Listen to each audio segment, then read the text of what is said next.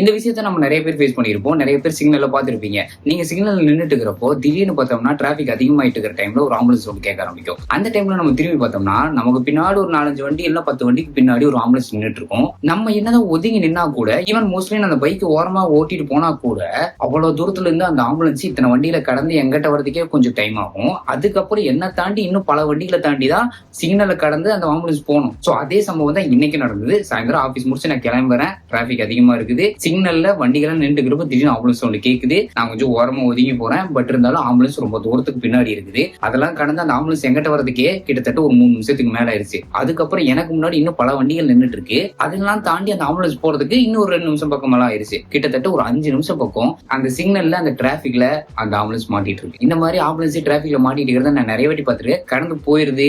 சில பேர் வந்துட்டு சிக்னல் கிளியர் ஆனதுமே வழி விடுறாங்க கொஞ்சம். சோ அதுல எல்லாம் அந்த ஜிக்ஸாக்கா எல்லாம் போட்டு ஆம்புலன்ஸ் டிரைவர் அந்த ஆம்புலன்ஸ் ப்ராப்பரா ஓட்டிட்டு போயிடுறாரு. பட் அது ஏன் அந்த ஒரு 5 நிமிஷம் ஒரு 3 நிமிஷம் அந்த ஆம்புலன்ஸே அந்த டிராபிக் சிக்னல்ல மாட்டிட்டு இருக்கணும்? அந்த ஆம்புலன்ஸுக்கு எந்த ஒரு பிரச்சனையும் இல்லாம அந்த ஆம்புலன்ஸ் போயிடணும் அப்படின்னா அதுக்கு என்ன பண்ணணும் அப்படிங்கறதா இங்க ஒரு கேள்வியா இருக்கு. சில நேரம் வந்துட்டு ஆம்புலன்ஸ் கொஞ்சம் சிக்னல் பக்கத்திலேயே இருந்ததுன்னா அந்த டிராபிக் போலீஸுக்கு தெரிஞ்சது. அதனால அவங்க வந்துட்டு டக்குன்னு அந்த சிக்னல் வந்து கிளியர் பண்ணி விட்டுறாங்க. மத்த பாதையில இருந்து வரவங்க எல்லாத்தையுமே ஸ்டாப் பண்ணி வச்சிடறாங்க. இந்த பாதையில இருக்கிறவங்க மட்டும் கடகடன்னு போயிடறாங்க. சோ ஆம்புலன்ஸ் சீக்கிரமா போயிருது. ஆனா இந்த மாதிரி ரொம்ப தூரத்துல ஒரு ஆம்புலன்ஸ் நின்றுட்டு இருக்குதுன்னா அந்த சிக்னல்ல டிராபிக் போலீஸா இருக்கிறவருக்கு எப்படி தெரியும்? இந்த மாதிரி ஒரு பிரச்சனை நடந்துட்டு இருக்கிறப்போ அந்த ஆம்புலன்ஸ்ல சிம்பிளா யோசிங்க. ஒரு வயசான தாத்தாவோ பாட்டியோ இல்லைன்னா இன்னொரு பச்சை குழந்தை கூட இல்ல அப்படின்னா கூட ஒரு ஃபேமிலியே நம்பிட்டு இருக்கிற அப்பா அம்மாவா இருக்கலாம். இல்ல ஒரு கனவோட நம்ம ஏதோ பெருசா சாதிக்கணும்னு ஆசைப்பட்டு இருக்கிற ஒரு பையனோ பொண்ணோ கூட அந்த ஆம்புலன்ஸ்ல உயிருக்காக போராடிட்டு இருக்கலாம். இன்னும் கொஞ்சம் வேற மாதிரி யோசிச்சா தான் சக்திக்கும் மீறி கடனை வாங்கியாவது ஒரு நம்பிக்கையோட தனக்கு உயிரா நினைக்கிற ஒரு உறவை காப்பாத்தணும்னு நினைச்சிட்டு ஒரு அம்மாவோட்டும் ஒரு அப்பாவோட்டும் இல்லைன்னா தனக்கு பிறந்த குழந்தையாட்டும் அதை காப்பாத்தணும்னு நம்பி போயிட்டு இருக்கிற சிக்னல்ல நீங்க கொஞ்சம் வழி விடாதனாலையும் இல்ல உங்களால் வழி விட முடியாம இருக்கிறதுக்கு காரணமா இருக்கிற அந்த டிராபிக்னாலையும் அந்த ஆம்புலன்ஸ்ல இருக்கிற அந்த உயிர் போயிடுச்சுன்னா அவ்வளவு நம்பிக்கையோட போயிட்டு இருக்கிற அவனுக்கும் தன்னை காப்பாத்திரவா நம்பிட்டு இருக்கிற அந்த உயிருக்கும் யார் பதில் சொல்லுவோம்? சோ 5 நிமிஷம் 3 நிமிஷம் எல்லாம் விடுங்க. ஈவன் ஒரு நிமிஷம் ஈவன் ஒரு செகண்ட் அந்த ஆம்புலன்ஸ் நிக்கிறதுனால கூட அந்த உயிருக்கு யாருனாலுமே கேரண்டி கொடுக்க முடியாது. சோ சிம்பிளா இதை தவிர்க்கணும் அப்படின்னா என்ன பண்ணலாம்? ஃபர்ஸ்ட் மெயினான விஷயம், அந்த ஆம்புலன்ஸ் கடகடன்னு போனோம்னா அந்த டிராபிக் சிக்னல்ல நிக்கிற டிராபிக் போலீஸ்க்கு இந்த பாதையில ஒரு ஆம்புலன்ஸ் வந்துட்டு இருக்குங்கிறது எவ்வளவு தூரத்துல இருந்தா கூட தெரிய வைக்கணும். சோ ஒரு திரும்புறதுக்கு ஒரு ஸ்பீட் பிரேக் இருக்குன்னு சொல்றதுக்கு நம்மளால ஒரு சைன் காமிச்சு பின்னாடி வர வண்டிக்கு நம்மளால இண்டிகேட் பண்ண முடியுது. அப்படிங்கிறப்போ ஒரு உயிரே காப்பாத்துறதுக்கு அவ்வளவு டிராபிக்ல ஒரே ஒரு சைன் கூட நம்மளால ஏன் இன்னும் கண்டுபிடிக்க முடியல? சிம்பிளா சோ இது எனக்கு அந்த டிராபிக்ல நின்று இருக்கப்போ ஜஸ்ட் ஒரு சஜஷனா எனக்கு தோணுன ஒரு விஷயம்.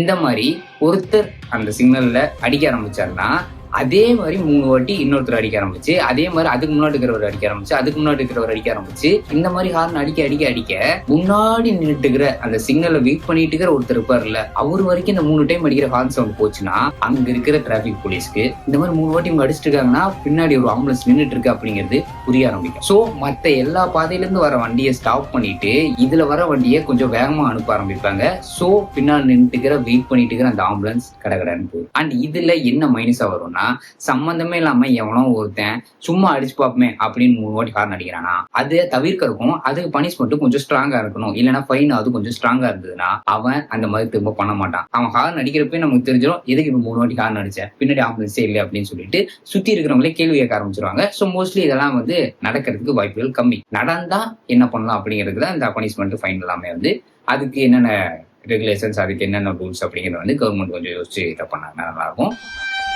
அண்ட் இன்னொரு விஷயம் நான் இந்த டிராபிக்ல நோட் பண்ணது, சிக்னல் கிளியர் ஆன உடனே ஆம்புலன்ஸ் பின்னாடி இருந்தா கூட அந்த ஆம்புலன்ஸ் வலிக்கிட்டு கொஞ்சம் நகர்ந்து நிக்கலாம் அப்படிங்கிற மாதிரிலாம் இல்ல. கடகட நம்ம ஃபர்ஸ்ட் போயிடலாமே அப்படின்னு சொல்லிட்டு சில வண்டிகள்லாம் கடகடன்னு போயிருது. அப்படி போனா கூட கொஞ்சம் வழி விட்டு போனீங்கன்னா அந்த ஆம்புலன்ஸ் போறதுக்கு கொஞ்சம் ஒரு ஹெல்ப்ஃபுல்லா இருக்கும். அதையும் மீறி சில கார்கள்லாம் வழி விட்டு நின்னா கூட அந்த ஆம்புலன்ஸ் கடந்து போறப்போ அந்த ஜிக்ஸாக்கா அதுவே வளைஞ்சுதான் போயிட்டு இருக்கும். அந்த டைம்ல அந்த வண்டிக்கு ரொம்ப ரொம்ப இவ்வளவுதான் கேப்பே இருக்கும். அந்த கேப் டிஸ்டன்ஸ்ல ஒரு 5 பைக் இல்லைன்னு 2 ஆட்டோன்னு சொல்லிட்டு பயங்கரமா அந்த வண்டி பின்னாடியே சேஸ் பண்ணி போயிட்டு இருப்பாங்க.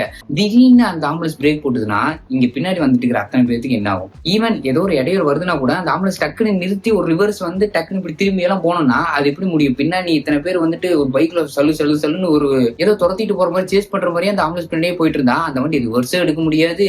அந்த புறமும் போக முடியாம ஒரு இடத்துல ஸ்டக் ஆகி நின்றுச்சுன்னா என்ன பண்ண முடியும்? சோ முடிஞ்ச அளவுக்கு ஒரு ஆம்புலன்ஸ் போயிட்டு இருக்குன்னா ஒரு 10 மீட்டர் டிஸ்டன்ஸ் விட்டு அந்த ஆம்புலன்ஸ் வழி விட்டு போனீங்கன்னா நல்லா இருக்கும்.